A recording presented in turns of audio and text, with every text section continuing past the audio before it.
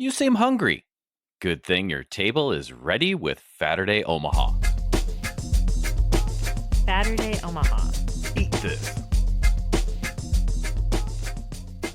Hey, this is Dave with Saturday Omaha, and we are sitting out at a wonderful restaurant, and we are going to meet its owner, learn a little bit about the new location here. We're actually here before hours, and we have some chairs. We're kind of hanging out in a storeroom because the acoustics are fantastic back here, because there are people busy getting ready for the day. But I am sitting at Hyde Slydes with owner Nick Hyde. Nick, how are you? I'm doing great, man. Thanks for having me in here. So we've been corresponding a little bit. It's really neat to meet you in person. I have had your food multiple times, and so it's really cool to come out here and chat with you. So how's the new location going here on 160? It's been great, man. You know, it's like we weren't expecting us to have a big draw right at the beginning, and we're definitely in that honeymoon phase, I like to call it. And we're taking it for what it's worth. You know, we're super excited. Everyone that's coming in. Yeah. We don't even have a sign out front yet. That's true. You don't. That's right. I think you have one, like a banner in the window. We're getting the new sign up today, so nice. We're excited to get that going, get a little more street presence. But it's been great. The support from the community, people coming in. Couldn't ask for more right now. So you and I were talking a little bit before we got the microphones rolling about how Hyde Slydes got its start. And so you actually got your start as a food truck, right? Yeah, I used to own a bar before this. Oh, nice. Downtown, it was called Karma. Okay. And it had its failures, you know. It was a great learning experience, and it was something where I got to learn kind of a business background, kind of see what was going on there. And once that kind of just failed, I wouldn't say failed, but it was a learning lesson. Absolutely. You know, and I was 25, just had a lot of temptations at my hands and all those kind of things. So it was just a great learning experience. And after that, I was kind of looking to see what I wanted to do. Back in high school, I always wanted to be a chef. Nice. So I went to school for a little bit. Nice. Where'd you go to school, if I may ask? Metro. Oh, fantastic. All yeah, right. Very so I went after Metro. I started working in Kansas City for a chef. Okay. Didn't have the greatest experience there. It was kind of like an old school chef. Oh, you had a real angry brigade system happening. on you. Anybody throw a sheet pan at you? No. I had interviewed somebody once, and they also went through culinary school, and like their first chef that they worked for like would wing like half sheet pans like across the kitchen at them. And that's the old school way. That's something we're trying to kind of change the trajectory of things. Yeah. You know what I mean? So after that, I got into music. So I was a DJ for 10 to 12 years. Very cool. Around town, doing Kansas City, Omaha, all kinds of places. But then the pandemic hit. Yeah. And that was one of the times where I was like, what am I going to do? What are we going to do? Well, I really love food. I love cooking. Let's go back to what you always wanted to do. Yeah. I always told people when I was growing up, I want to be a chef. That's what I wanted to do. Yeah. I was watching Emeril Lagasse and the Food Network, and that was my jam. Yeah. We had this idea, we're going to buy a food truck. So my landlord at the time, she actually owned a food truck that was just sitting in her driveway. Oh. And I was trying to buy it off her for years, and she wouldn't sell it. And then eventually, I was like, I'm either going to buy it from you, or I'm going to go down the street and buy it somewhere else. And she's like, all right, you can buy it from me. Fine. But that truck had its issues. You know, it had a lot of engine issues. It was a 1977 step van, old school food truck. Yeah. You know, with 200-something thousand miles on it, and it needed some work. And you're trying to put work into it in the year like 2020. Yeah, exactly what is going on. Yeah. And then so we purchased the food truck. It was me and one other person at that time. So we started the food truck, and we were putting a bunch of work into it, getting it going. We finally got it up and running. Yeah. It wasn't running pretty, but it would get you to where you needed to go. Got you to your spot. That's all it needed to do. Exactly. So we did our grand opening at this place called Empire Liquidations. Okay. And it is like a bin store where you can buy like products. And they would always have a huge line for people to come in. So between 5 in the morning to 10 in the morning, there's a line for people trying to get in. Wow. And so the line would get deep, and I saw that. I knew this guy from the past. I was like, hey, let me park the truck up here. Yeah. So we parked the truck up there. It was a good learning experience. You know, the first event we've ever done. I've always worked in a kitchen, never just like a truck format, you know. Sure. You're going to forget to bring a spatula or something simple like that, where you're like, oh, I need to go get a spatula now. I need to go do this. We actually did really well that day. We sold out of food that we Nice. did. We brought, which was awesome. It was a great time to figure that out, you know. So we actually started doing just like parked in Benson, downtown, random Yeah. things like that just to get started, you know. And then we got our first company gig where we went to FedEx. Oh, wow. And we were feeding FedEx all 3 shifts, and we were super excited. So we get out there. We do all 3 shifts.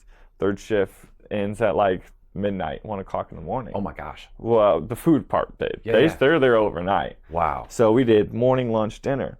And it was great. It was like our first huge successful event. We're all excited. We're driving home, and boom, truck breaks down. What? On the side of the road. Oh no. So the truck breaks down the side of the road.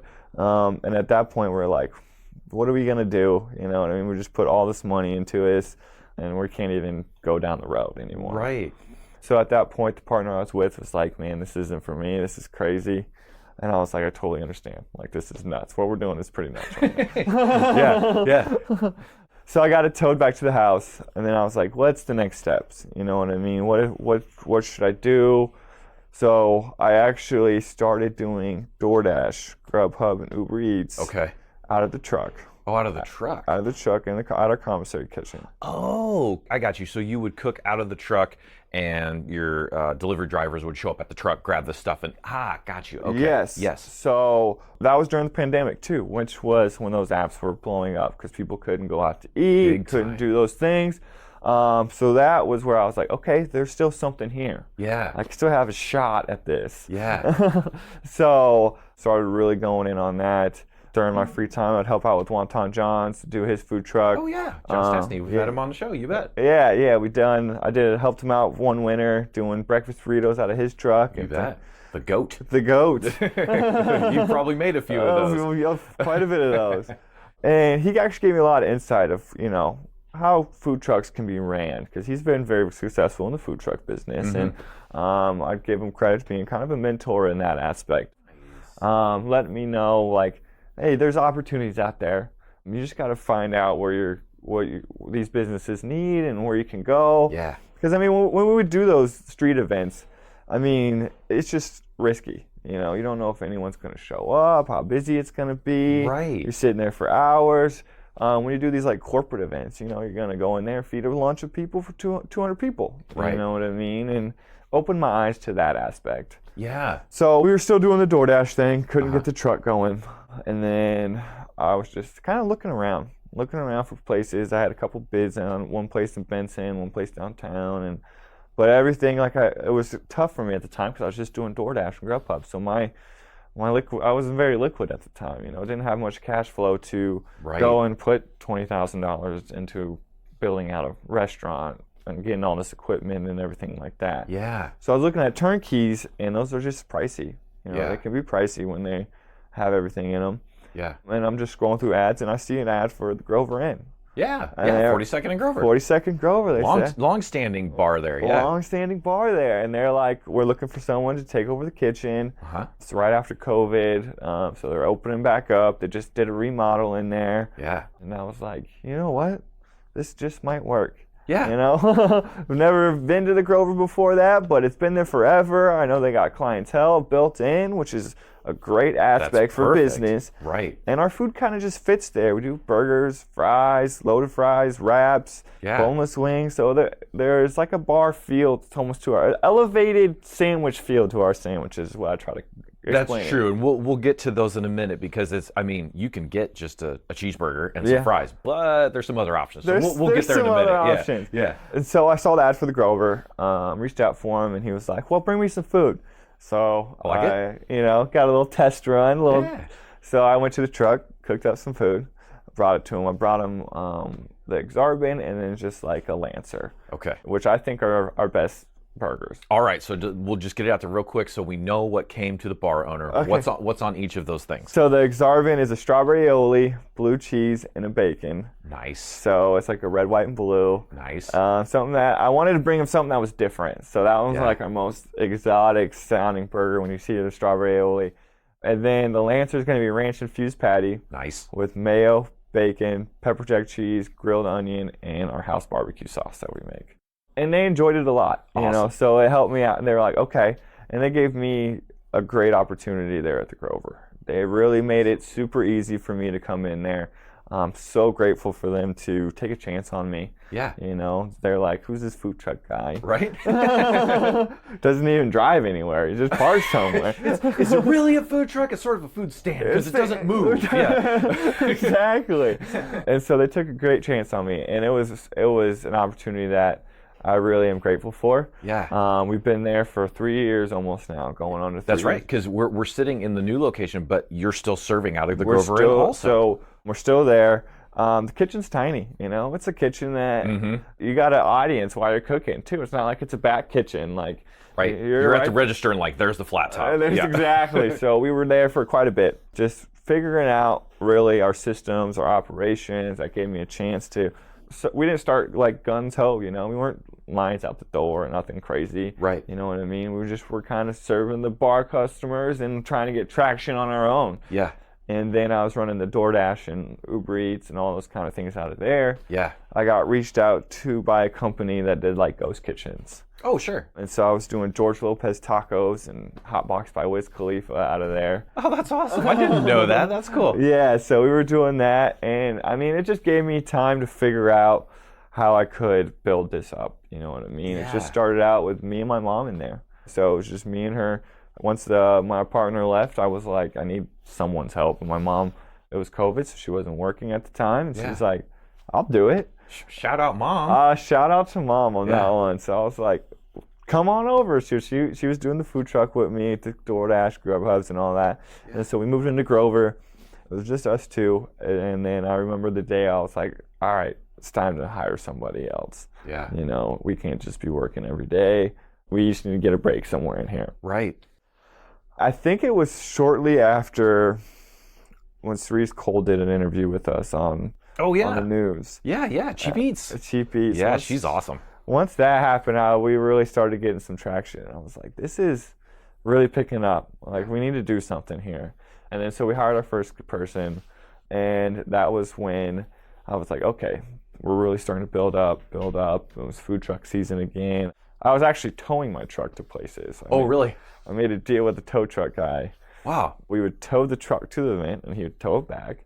It's almost like ride sharing for your food truck. It's like, hey, I need a quick tow. Yeah, so it's the guy I called for the first time, and he gave me a really good deal. And I was like, hey man, I've got all these events this summer.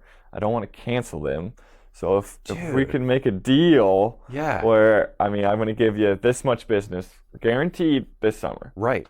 You know, and he was like, all right, let's make that deal. That's brilliant. Well done. Yeah, it was one of those things, you know. I was like, well, we gotta be creative here. Yeah. Because I mean, I had great events that I was doing that summer. I did like Shadow Ridge Music Festival and good stuff where I knew they would bring in some dollars. I'd be able to pay for at least the tow and the employees and all this stuff, and I would be able to keep these connections for the future. Yeah. And so that was how we were getting around. It was fun. It was stressful at times. Sure. Sometimes tow truck guy's late, you know. Sure, probably had another tow or something. Right, yeah. Or he can't come and pick it up right away, and then they're calling me like, why is this food truck still You're still parked here. We're taking a parking spot. Right. Yeah, so anyways, we'll go back to we're getting into the Grover. Yeah. So we were at the Grover doing a great time, and it was really starting traction. Built up a great team there. You know, we've been there for 3 years. Yeah. I take pride in trying to have fun in the kitchen. You know, because like I'm saying, when I was first in the kitchen, getting yelled at going home, like, why am I doing this? Right. You know what I mean? Like, this isn't fun anymore. And so I try to make it fun. That's something that with the daily specials, it kind of gives me an opportunity to do something fun. Yeah, you're soul of a chef. You're not cooking the same green beans almondine every day. Every day, you know, it gets monotonous, you know, trying to do the same things every day. Yeah. So it's fun trying to do that. So this Christmas happened, and Bushwhackers reached out. They were doing a pop-up there.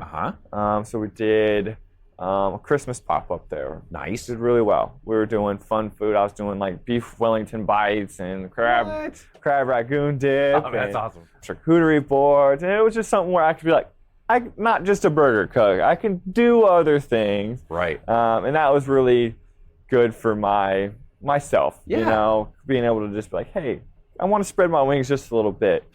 So once that ended, I ran into some kitchen equipment, and I was looking for a place, because Grover Inn's great, but like I get families in there, but it's just not the family environment that we strive for sometimes. Yeah. You know what I mean? It's a dive bar, and they're a great dive bar. Yeah. One of the best dive bars in town. Yeah, you bet. Helpful staff, clean place, but I got you. Where it's maybe some families are like, I don't know if that's where we're gonna be. Exactly. Yeah. So I was always kind of keeping my eye out for something like that. And then this place opened. Yeah. Opened up, and I saw that I could get in here. It was pretty turnkey. You know what I mean? I bought a lot of the stuff that was in here from the past tenant. Right.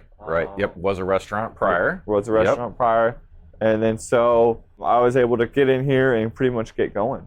You know? So we signed on November, and we opened up in February. Yeah. So it was pretty quick turnaround. What a journey from school to restaurant to truck to Grover Inn, which you still are, and now we're here at 168th and Q, and at your new spot. So I'll ask you at the end of the show just to make sure. But what is the official address location of the restaurant? Of this one? Yes. 16859 Q Street. Perfect. Right on the corner of 168th and Q. And if you're looking for the Grover Inn, see, I love this because you're on both sides of town. Exactly. So if you're more in the eastern section of town, Grover Inn is 42nd and Grover, and the pedestrian bridge goes right down to the bar there. You can find that one's really close, central to the interstate. You're true. right off the interstate, and that's something that helped out with DoorDash and stuff when it got started, because you could get anywhere. Pretty much.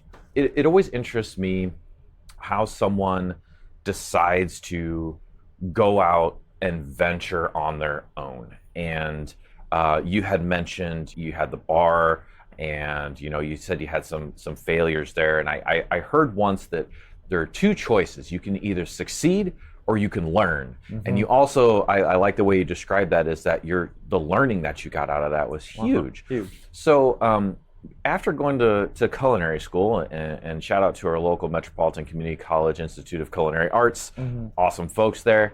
And so you finished school, and then was it just in your heart, you're like, oh yeah, I'm gonna open a business? Or was it something where you just really had to think about it versus, oh, I'm gonna work in somebody else's kitchen? What was the spark there? Because that's always curious to me. Yeah, so I was always the kid that had the lemonade stand in the corner. Nice. I was always that kid. I remember one time going to a garage sale, getting these glass bottles and putting smelly stuff in it and trying to sell it to the kids as cologne. Nice. So I always had that entrepreneurial spirit in me, 100%. And as a DJ, you're your own boss at that time. Yeah. You know what I mean? I'm booking weddings, gigs, and booking nightclubs, and whatever I could do. So I always kind of was doing that. Got you. So that really helped me out, kind of figure out you can do this on your own.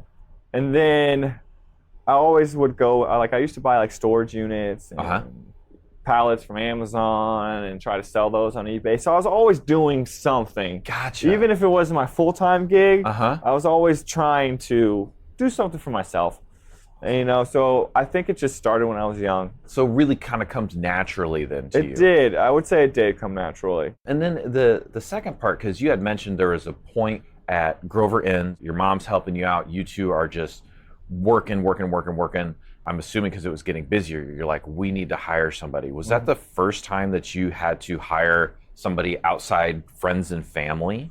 Yeah, so I was a manager at a couple places that I've worked in the past. Ah, okay. So I've been able to do hiring for other people. Okay. But this was the first time where I was I'm putting a job posting on Indeed and ZipRecruiter and just getting some people that we need to get in here. Yeah. That was the first time for myself that I was hiring people. Gotcha. And now that you put it that way, it was a great experience. You know what I mean? Yeah. And I'm lucky enough where I don't have much turnaround here, like I'm said. So I've been able to bring some of these guys with me. They've been with me three years almost. That's awesome because I think turnover at any business is probably between 10 and 20%. And what I understand from most folks in the restaurant business, it's much higher than that. Turnovers like 40, 50 or something Right. like that. And especially through, pandemic and stuff, even worse. But yeah, so you got people that have been with you that long. That's awesome. Yeah, since the start, pretty much. Wow. We've only lost 2 people. One of them moved, and one of them went off to do better things. Hey, and that's awesome. That is. He's still one of my best friends, and I love him for it, and I'm glad he's out there doing his thing. I take pride in that, just making sure we have a great team, making sure we have people that are here with us, and once you're there, they're there for a certain amount of time, they start really taking pride in what they're doing. Yeah. They're learning, they're becoming better, and that's something that we really like to take with, you know what I mean? Yeah. We really want to build with people, we want to see where they want to be and what they want to do and try to get them where they want to be. Oh, super cool. And then from the Grover Inn, so Cherie's Cole stopped out, the lines are getting longer, and you're thinking about expanding. I know sometimes going from a single location to that second is a big leap. So what made you feel like you wanted to expand? And then what were some of the challenges? Mm-hmm. Yeah, that is a great question. So we wanted to move in here, you know what I mean? And like I mentioned before, I'm lucky to have some guys that have been with me for quite some time. Yeah. They've been there and they know how to do it like the back of their hand. Nice. But I knew I needed more staff if I was coming out here. Right. I was a little overstaffed through food truck season. Sure. And it's winter time at this point. So I had a couple guys. I'm not trying to let them go just because we're not as busy. So I was a little overstaffed. Yeah. So it was a little perfect timing to kind of move some of those guys. So like when I was doing the Bushwhackers pop-up, I had place for those guys. Yeah. So we were like, hey, come over here. We still got business for you, still got a job. Right. And I knew food truck season was coming back around, so we're not going to let these guys go. We're going to keep them on board. Yeah. But we needed another place. Yeah. And it was pretty much like, we need to find something pretty quick. Yeah. If you want to keep your staff and you want to keep growing, like, we got to go now. Yeah. We got to go now. And I wanted to be out west. You know what I mean? I think we're like you said, one's way south east Omaha. And now we're on 168th here. Yeah. So they're far enough apart where we're hitting different demographics. Right. And we were lucky enough to get a lot of posts on like those food groups and everything like that. Yeah. Food Lovers is awesome. Awesome. And so like West Omaha, but they're not driving all the way to 42nd to come see us. Sure. They're seeing the photos and they're like, it looks great, but we're going to go here, right down the road. Right, because there's a few burgers between 168th and 42nd. Right. Yeah. You know what I mean? Some people would come out, don't get me wrong, but this gave a point where we could hit a totally different demographic out here. Yeah. So we wanted to come somewhere out here. I know it's risky. A lot of restaurants in West O sometimes don't make it. Sure. There's a lot of restaurants out here. Yeah. There's a ton. Yeah, our restaurant density in Omaha in general is pretty big. Crazy. Out here. And of course, I think too, when a lot of corporations come in, they're plopping stuff in West Omaha. They are. So, yeah. Yeah, so there's a lot of, not competition, but a lot of other restaurants out here. Yes. Yes. But we wanted to try it, and this place has a drive-through. We're hitting a total different area with the DoorDash and at Grover and stuff like that. DoorDash and Grubhub was still about 50% of my business. Oh, wow. Okay. Yeah, about 50, some months 60. And so we knew that we were going far enough away where we wouldn't be crossing paths with the same same drivers. You're not competing with yourself. Exactly. Because I did do a pop-up in Council Bluffs one time, and then that was the exact thing that was happening. Oh, interesting. This store was taken away from this store, depending on where it's closer to pick it up from. Wow, I wouldn't have even thought that Council Bluffs was close enough, but I suppose via interstate it is. So, wow, okay.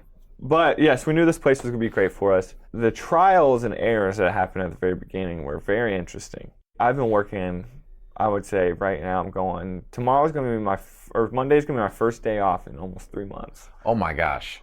Wow. And I'm super stoked about it. I hope you're doing something awesome or just taking a really long nap, one of the two. Really long break. I'm just going to sit on the couch and I'm super stoked about it. Awesome. I knew it was going to be a lot of work getting started. This place needed some doctoring up. It needed some help. It sat for a little bit. So while we were working over there at the Grover, anytime I had time off, I was over here trying to get this thing going. Yeah.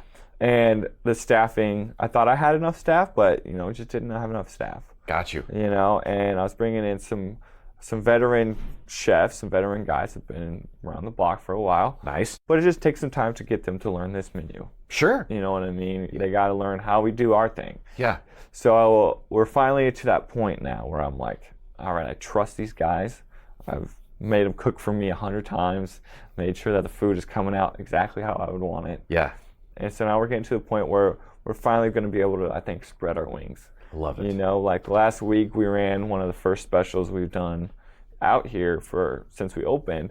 We've done some stuff that we already had on our other menu that we've been running for a while, like a chopped cheese and surf and turf wrap. That's just stuff we already have in house. Yeah. But this last week we ran a Cuban burger. Yeah. That was something that we were like, all right, we finally got our toes wet in here. Let's jump in. Yeah. And actually have some fun in this kitchen. Nice. We're finally getting to that point where we can like make cool specials and do things for both places, you know? So right now we're staffed up at like 10 people. Wow.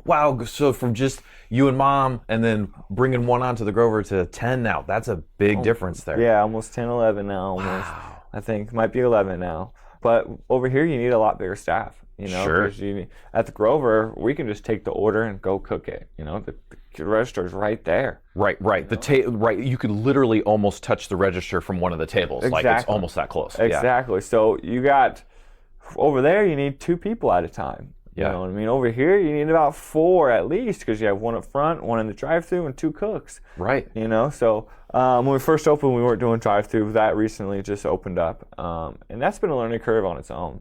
You know what I mean? Well, yeah, because you really haven't done that side of service yet. I've never done drive-thru in my life. Wow. You know what I mean? I was always in like hotel kitchens and caterings and stuff like that. Yeah. And so that was its own beast on its own. You know what I mean? People don't want to be sitting 15 minutes in a drive-thru. Sure. But some people have when we first started, just because Yeah, we didn't, learning curve, you know, and just needed to figure out those operations. Yeah. You know what I mean? How can we make this a little faster but not cut the quality? Sure. You know, and that's a huge part, you know, 'cause sometimes when you pre-cook things that dry out, they're not the same as when you're dropping fresh chicken in a fryer, but everyone knows fresh chicken in a fryer is going to take 6-7 minutes at least. Right. You know? Yeah, and if I recall, there's some at MCC. There's rules of a chef, and one of those is cook with integrity. And so you want that food to come out, whether it's the drive-through or the table, still needs to be prepared and perfect. Yeah, coming out. And then that was some of the learning curves we had in the beginning. You know what I mean? Some of the guys were just trying to go really fast here. Yeah. They sent out one burger that just wasn't what it should have been. Mm-hmm. You know what I mean? And we got some backlash on like a food page, you know what I mean? Sure. And it was one of those things where we took that as a huge learning experience. Mm-hmm. You know, and I could sit down with the team and be like, see, this is what happens.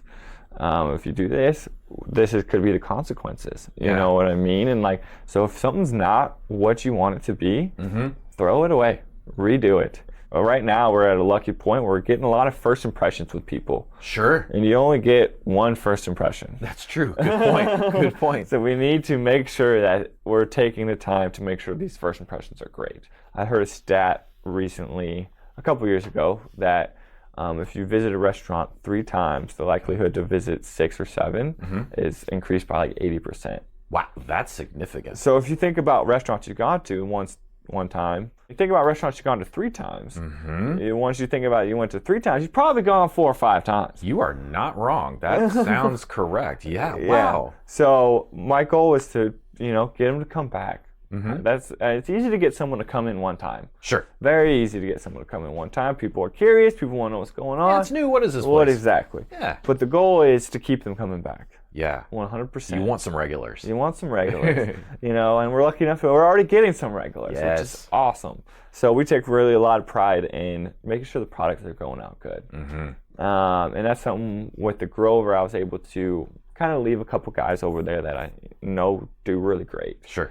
You know what I mean? And we always swap. So there's people going from here to there, to there, to there. I don't want to just make them feel like I'm leaving them on an island over there. Sure. You know what I mean? That's good. That's one thing. Like, I still go work at Grover 2 days a week. That's awesome, because that way it's not like the people at the Grover feeling like, oh, I'm not in the new hotness, so, chef isn't over here. You're like, yeah, I still got you. I still family here. in both spots. Yeah, I'm still here, and that's something I really wanted to, because I know when this announced, Grover was like, are you guys leaving us? And I'm like, no, we're not leaving. We're just trying to expand. And I'm glad you mentioned that too, because I know on like social, people saw this spot open and they're like, "Oh, the Grover Inn, you're done there?" And you're like, "No, we're still." In fact, I think I saw a post maybe even this week or last week or something where it's like, "No, guys, we're still there. We're still there, guys. Yeah. We're doing other things Yes. too. You know what I mean? Yes. So yeah, right now I think that was the huge learning curve. Was just getting the team figured out, getting where we're going, making sure the food is coming out quality. We're working in a brand new kitchen that we've never worked in. Yeah. We got to figure out where the ketchup goes. Where's this go? Where are we gonna store this? Where are we gonna store that? And we're still figuring that out as we go. You know what I mean? But that was I would say the biggest learning curve was just getting everything, procedures, getting staffing correct to these 2 locations.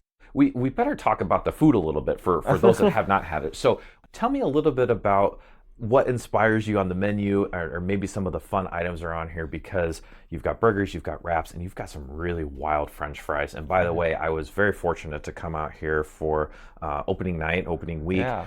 And those fries are stinking addictive, man. They're so good. So tell me a little bit about the menu and kind of some of the fun things that are there that people might get a try. Yeah, so when they see the name Hyde Slydes, they always think we're doing like slider burgers. Sure. This name is something I came up with when I was a kid. Nice. And I had this menu. I've been working on this menu since I was like 15, 14, 15. This is the best. My mom will tell you that I came up with this menu in like 3 hours, but the truth is, I've been working on it for years. And I remember I had a buddy I was managing, and I told him my idea. I said, I'm doing Hyde Slydes, burgers and fries. And he laughed. He's like, his name was Jake. He's like, well, I'm going to do Jake's Burgers and Shakes. Nice. So I've been working on this menu for a long time, and I always, as a kid, I didn't like burgers. Oh. I was not a burger guy. Wow, because that's usually, burgers and chicken tenders is kind of the kid thing, right? Yeah, I was going chicken tenders 100%. Got you.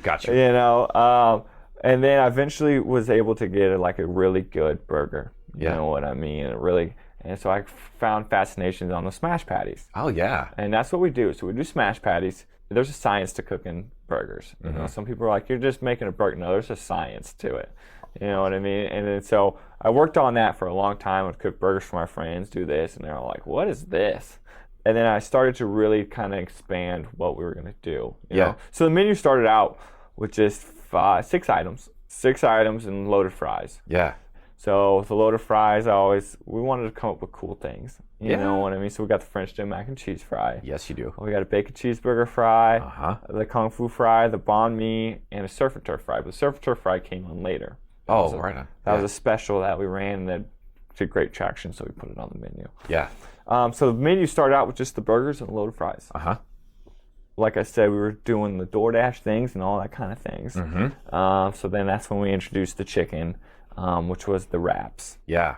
So most of the wraps are chicken-based. We have one beef-based one and then one vegetarian one. Awesome. But like I said, I was doing those ghost kitchens and things like that. So I separated the wraps on DoorDash than I do from Hyde Slydes. So you got Yo NYC wraps, and then you got Hyde Slydes. Great name, by the way. Yeah. And then all the wraps are named after rappers. That's fantastic. And so I kind of did a little bit of research on what are these rappers' favorite foods.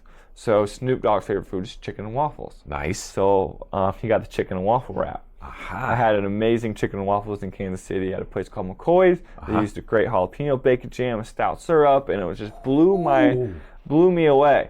So I wanted to take aspects that I liked of that and kind of make it into my own creation. Yeah. Tupac's favorite food was buffalo chicken wings, so he's got the buffalo chicken wrap. That's awesome. RZA's a vegetarian, so he got the vegetarian wrap.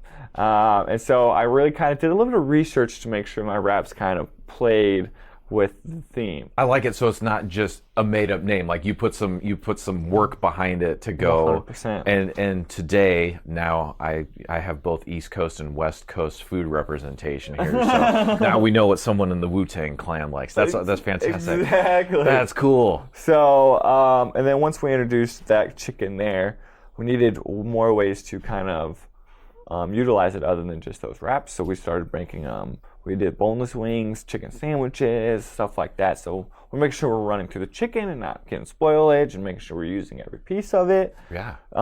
Taste everything and waste nothing, right? Taste everything, waste nothing. That's it right there. That's awesome. And so the burger side of the menu has been being worked on since I was a kid, 14, 15 years old. That's so cool. I've had the name forever.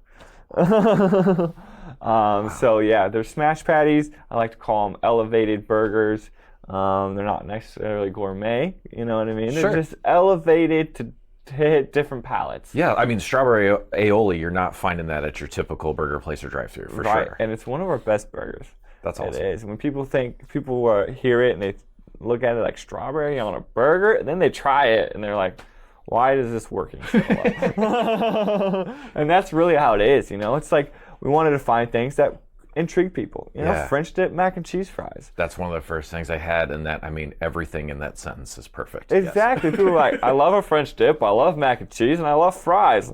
Let's try this. It's on one plate. And then so we've developed the menu through a little bit of time. Yeah. When we first went into the Grover, it was just the burgers. Sure. Just the burgers. And then we introduced the wraps. Yeah. And then we introduced the chicken sandwiches, which is a whole nother entity on DoorDash called Clickety Clucks. Oh, I didn't even know that. So we have 3 entities on DoorDash, just trying to take up some real estate on the app because, you know, people are scrolling, they want to try something new. Yeah. And that we figured out that's worked for us very well. That's a really innovative move too. So much like you hiring the tow truck to take around the current, you know, the non-running food truck around, but like, that is cool because then you have different representation where somebody might see Hyde Slydes or, you know, Yo NYC wraps, and they're like, oh, I'm associating this one with burgers, this one with wraps, instead of a single menu that offers those things, but you're kind of allowing people to laser in on, dang, I'm in the mood for chicken. Right. Clickety cluck sounds like I need some chicken. Exactly. That's exactly what it was. You know, when you're scrolling on those apps, you're going to miss some things too. Sure. If there's a huge menu on one of those apps, you're like, I don't know, this thing looks good. But if you small it down for people and they're like, this is the burger place, this is a wrap place, this is a chicken place, then they're like, okay, that's perfect. That's brilliant.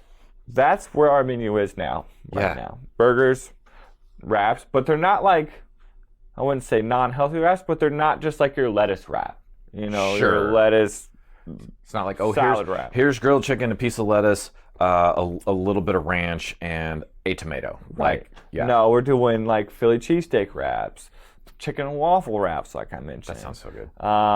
We got a barbecue chicken mac and cheese wrap. Ooh. You know, that was the Outcast because they're from Atlanta and they like Southern barbecue. Nice.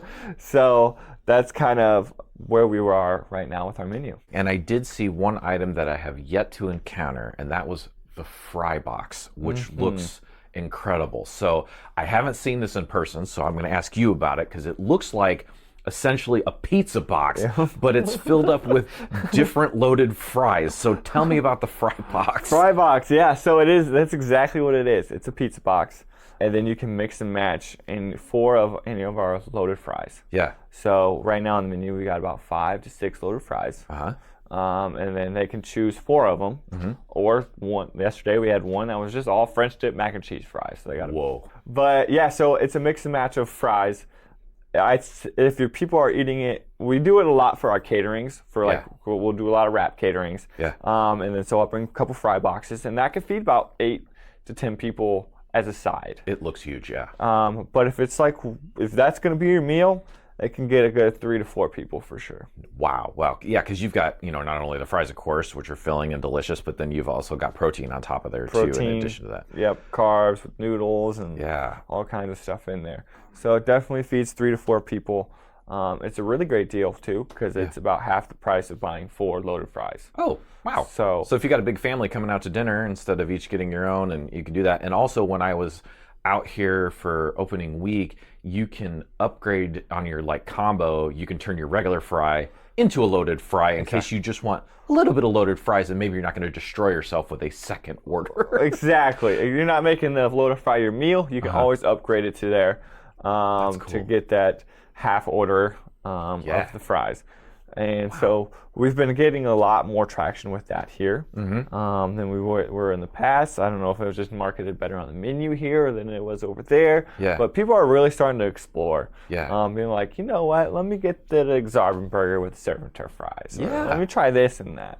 And I think that makes it really fun for people that they can come in and have something different. Yeah. You're not just getting your bacon cheeseburger, which you can always get a bacon cheeseburger, but there's other options for people. Yeah.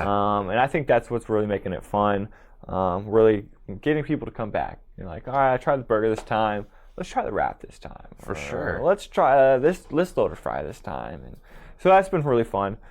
And it's been a learning curve to, just keeping up with everything. Coming from a consumer point of view, and when we were off mic, you kind of asked about how the show got started, and we talked a little bit about that. And for those that haven't heard the story out there a billion times, is that me and friends would go out and eat on Saturday, and that we ate a lot. That became Saturday lunch because we ate so much, and we wanted to experience something interesting. But my co-host TJ and I, often when we go out to try a new place, we have a happy yet sad situation called doing the thing. And doing the thing is trying to order everything on the menu because we want to try everything. And that's where I like the fry box or the upgraded side, because me as a consumer, I want one of everything on the menu, but gosh, I can't eat everything on the menu. But that's pretty cool if I can try a couple things at the same time. Exactly. That's super fun. I love it. And then, so DoorDash and Uber Eats and those things definitely have been an integral part of your business. I think you said 50% at Grover Inn, and I'm not sure if it's the same out here or not. But are there any changes to the dishes to help make them travel well, or is that mostly in the packaging? Because as a chef, you want that dish as designed to be what the person eats. So are there any adjustments that you make, either packaging or preparation, to make it show up at home as good as it is at the table as best you can? Great question. Yeah, so right now the wraps have a really great rating on DoorDash. Awesome. They're doing really well, and that's because they travel amazing. Oh, sure. Yeah, you got your built-in tortilla blanket. You got a tortilla blanket. As soon as it's a hot product going into a tortilla that then gets toasted and then gets wrapped in foil. Oh, wow. So you've got like double sealing, triple sealing almost in there. By the time it gets somewhere, it's still piping hot. Nice. And that's something that burgers just don't travel as well. Sure. A lot of surface area. And then, we vent the boxes on the fries as much as we can, keep them crispy. Yeah, smart move. I pay a premium dollar to make sure I got the best crispy fries I can get. Yeah. Because they're getting topped with sauces, and they got to be able to hold up. You don't want a soggy fry box right away. Yeah. The fries do really well on lasting, but we try to wrap our burgers as much as we can to try to keep that heat in. I sometimes think the burger is a little bit better 15 minutes later. Well, you almost get I don't know, you could tell me, but I would think you almost get a little bit of a steamed bun effect by it, which isn't a bad thing. That's delicious. Not a bad thing. And it's just the burger coagulates together is the word I'm going to use. The melted cheese gets really good in there and everything like that. Becomes a cohesive bite. It really does. Yeah. So the burgers travel pretty well, but it's just one of those things where the wraps just travel amazing. Yeah. You can open up a wrap that's been in foil that came straight off the grill, and it's still hot 30, 45 minutes later. The only part that if the dasher takes too long, we'll remake it 100%, because if it's sitting in that foil too long, the steamed wrap isn't as good as a steamed bun. That's fair, because your tortilla might start to get a little mushy. Yeah. There's a fine line on that one. If it's great until it's not. That's fair. So, that's a very intricate point about DoorDash and those kind of things. And if the driver's taking too long, you just call DoorDash and be like, we got to remake it. Gotcha. And then they'll figure out on the back end how they can compensate for that or what's going on, which is nice. Yeah. But that way we can take pride in making sure that the product that is getting cooked, waiting for a driver to get there, driver picking it up, driving 10 minutes, 15 minutes, is still going to be great when it gets to the customer. I have heard that the margins for DoorDash and Uber Eats and things like that can sometimes make it very tough on a restaurant because margins are so thin. Any advice for anybody out there that's looking at that situation? Because obviously it's a good income stream for you, so you must have figured out how to make it work.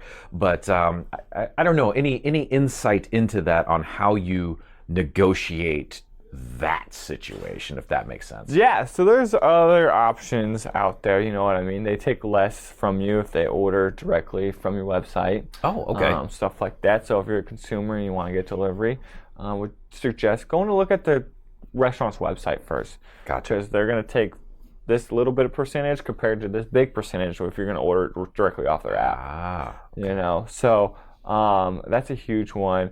There's certain things that we offer here at the restaurant that we cannot offer on DoorDash just to be logistics. Oh, sure. So like here at the restaurant, you get a side of fry with every meal. Mm-hmm. You know what I mean? On DoorDash, we have to charge you for a side of fry. Makes sense. Otherwise you're losing money. We're losing money. So that's how we're able to negotiate those kind of things where we technically have to give just a little bit less food on delivery to make that work out for everyone.